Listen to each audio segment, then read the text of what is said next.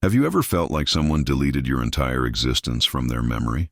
As if every shared moment, every promise, every touch was just a temporary illusion that only you held on to?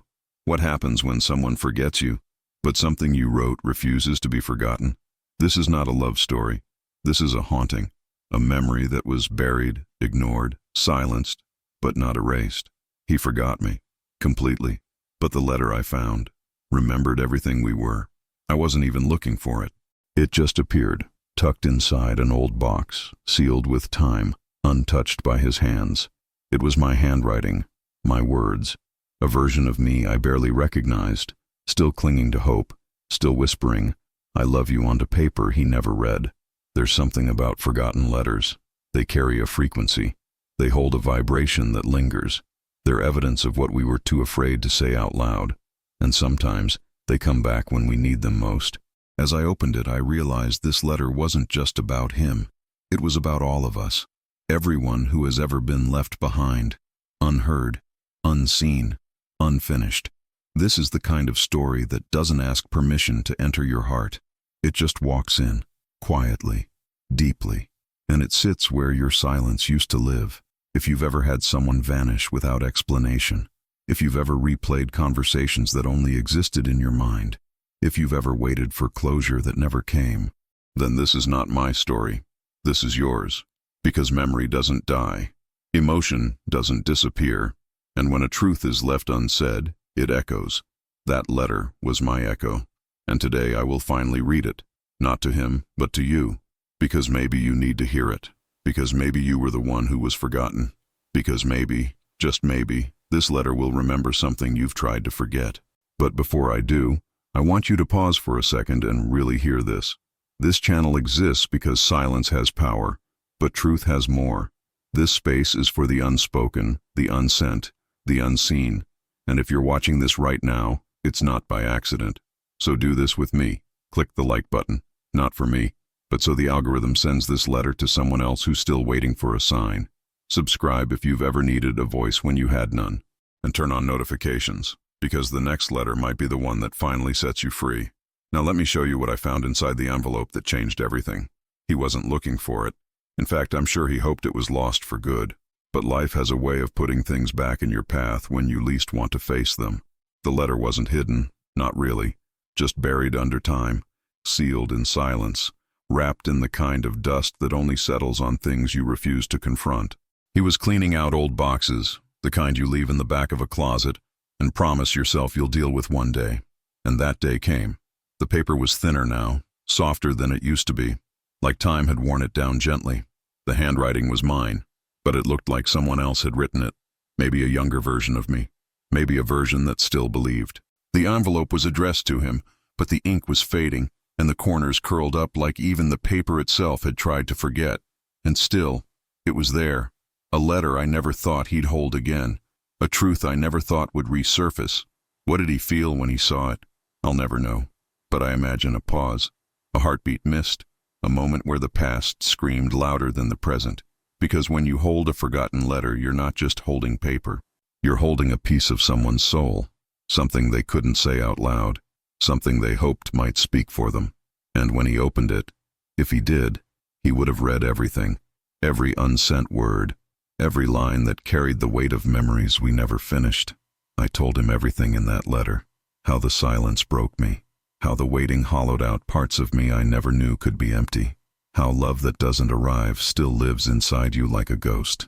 I wrote about the way his absence echoed louder than his presence ever did, about how the door never slammed shut, it just stopped opening, how there was no final fight, no goodbye, just stillness, and that kind of ending, no ending at all. It hurts more than anything. It's not a breakup, it's a disappearance. If he read it, then somewhere in that room, with the light creeping in and the dust floating like memories, he would have remembered, even for a second. Because forgotten letters have a way of cutting through the noise. They speak in a frequency your mind tries to block, but your heart always hears. And you, watching this now, you know what I'm talking about.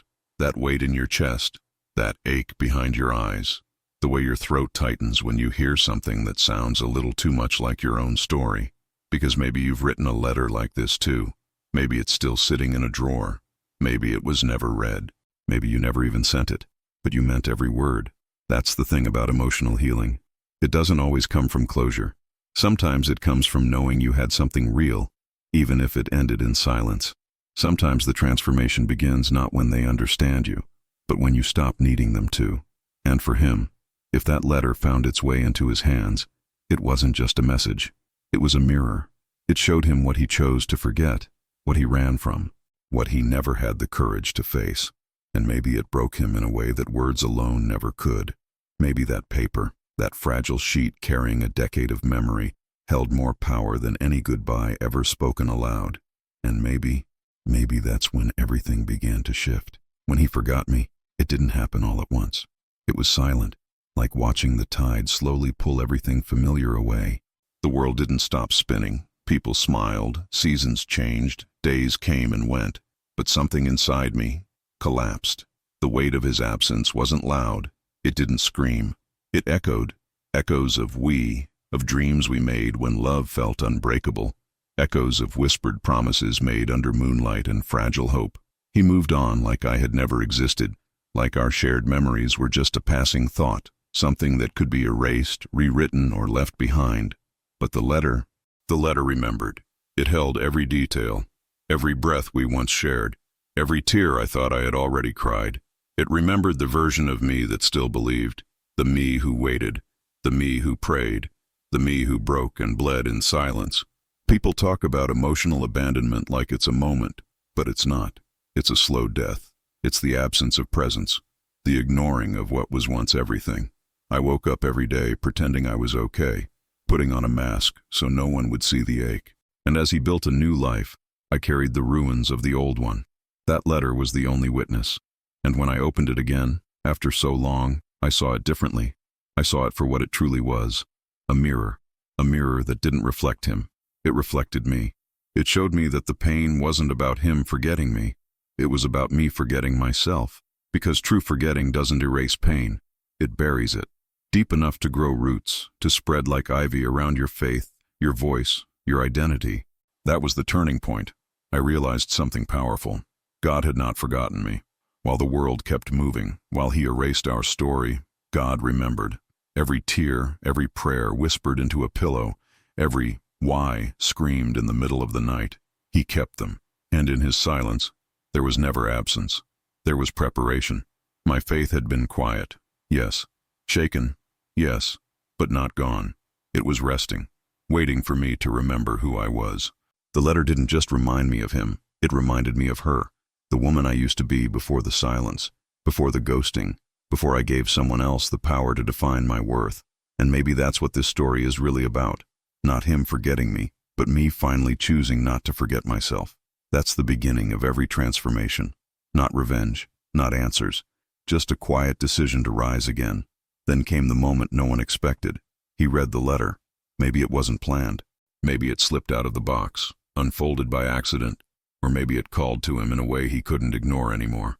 But he read it, every word, and somewhere between the first sentence and the final goodbye, something cracked open. The walls he built, the distance he forced, the silence he wore like armor, it all began to crumble. It wasn't just a letter. It was a mirror, a voice he had silenced long ago, a testimony that said, I existed, I felt, I loved you. And for the first time, he couldn't escape it. He couldn't minimize it. There it was, written in truth, bleeding with honesty, soaked in a kind of pain he thought would stay buried forever. And I wasn't there to see it. I didn't need to be, because that moment wasn't about me watching him hurt. It was about the truth finally being felt, about him realizing that what he tried to forget was never gone. It had been waiting in a drawer, waiting in a sentence, waiting in God's perfect timing. On my side of the story, something shifted too. I wasn't the same woman who had written that letter. I had evolved, been broken, rebuilt, and reshaped. And reading that letter again, after all those years, made me realize I was done waiting for him to remember me. I was done hoping for someone else to validate my pain. That letter wasn't just his wake-up call. It was mine too. I no longer needed closure. I had found something deeper. I had found God's voice inside me, whispering that my story was never about being remembered by him. It was about remembering who I was before I gave myself away. The girl who loved fully, who believed in healing, who trusted that faith could rise from the ashes of heartbreak. The pain I had once tried to numb became fuel for something greater. The ache in my chest became the drumbeat of rebirth. The tears I cried alone became the water that grew new roots in me. I was no longer a prisoner of what he did or didn't feel.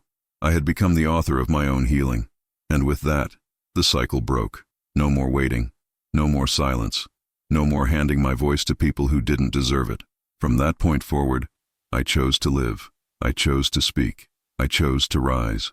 And I didn't rise alone. God met me in the silence, in the ache, in the hidden spaces where the world stops looking. He took the broken version of me and breathed something new into her. Not just healing, but purpose. Not just strength, but vision. I became a new version of myself, one shaped by pain, but no longer defined by it. One that didn't seek revenge, but redemption. One that stopped looking for love to return and instead became love for herself. And maybe that's what real transformation is. Not a dramatic ending, but a quiet, powerful shift where you stop chasing the past and start becoming the future. Today, he still sees me. Not the same way.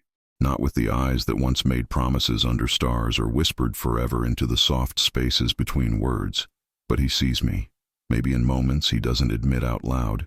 Maybe in glances that linger too long on old photos. Maybe in quiet thoughts that slip in when he thinks no one's watching. The letter stayed with him. It became a witness, silent, still, undeniable.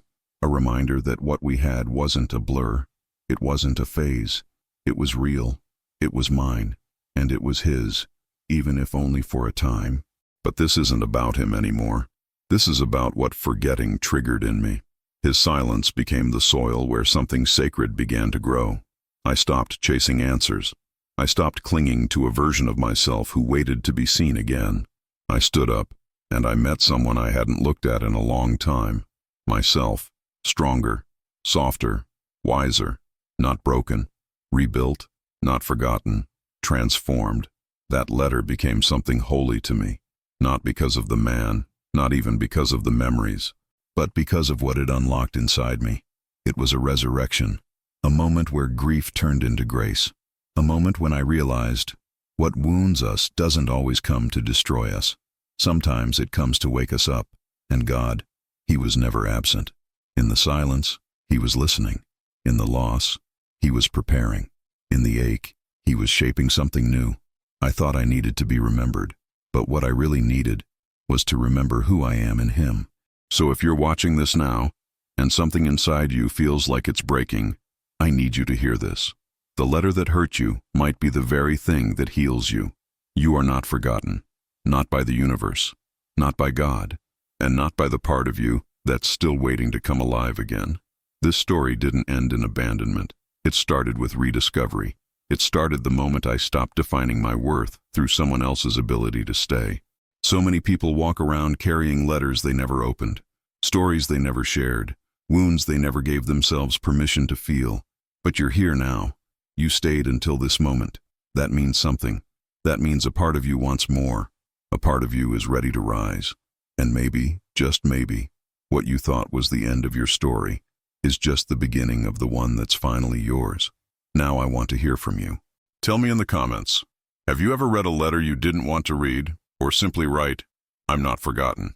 Let's create a space where silence no longer wins, where healing has a voice, where no one walks out of this video feeling alone. If this story touched you, please subscribe to this channel. Click the bell so you don't miss what comes next, because our next video is going to take you even deeper into this journey of healing and rediscovery. And if you know someone who needs this, someone stuck in the past, someone who can't find closure, share this video with them. It could be the sign they've been waiting for. Because next, we're going even further. The past has more secrets than we thought, and what we found buried with that letter changed everything. Stay close. Don't leave without subscribing. Hit the like button now. It helps the algorithm bring this story to those who are still searching for healing. Drop a comment below saying, "I deserve more," if you're ready to step into the new version of you. Share this video in your groups, on your socials. Let's reach the people who've never read the letter the world tried to hide. And get ready for the next chapter. What we found buried with the letter changed everything. Turn on the notification bell. You won't want to miss it.